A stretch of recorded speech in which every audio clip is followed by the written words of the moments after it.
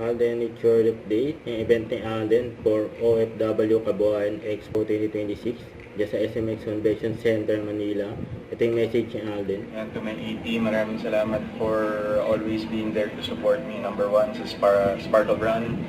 Kahit sobrang aga nung nagising, palong-palong pa rin yung energy nyo. Sa Stars on the Floor, of course, and also sa Pedal Power. So, hope to see more of you guys in our future commitments. Ingat kayo palagi, and blessed Sunday to everyone. See you guys soon.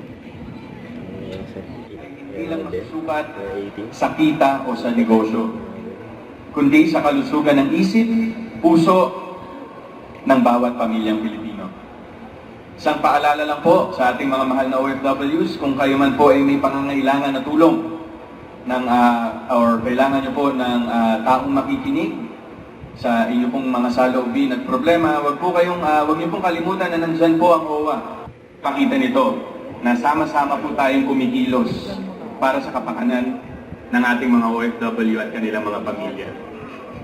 Sa tema po natin ngayon na kalinga, kaalaman at kabuhayan na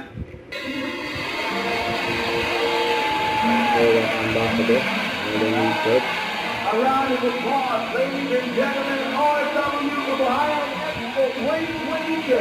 It's officially open. Walang pang ng confetti.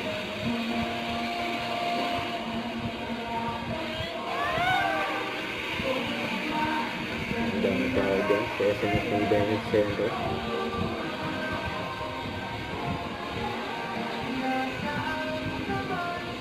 Palakpakan po natin ang ating mga kaibigan from OWA, ladies and gentlemen, OWA ICTY, and together with the Bayan, together with our OWA Ambassador for Mental Health Awareness, Mr. Alfred Richards, our friend from DLA, all our regional directors as well from OWA, Aztec supporters is here with us as well.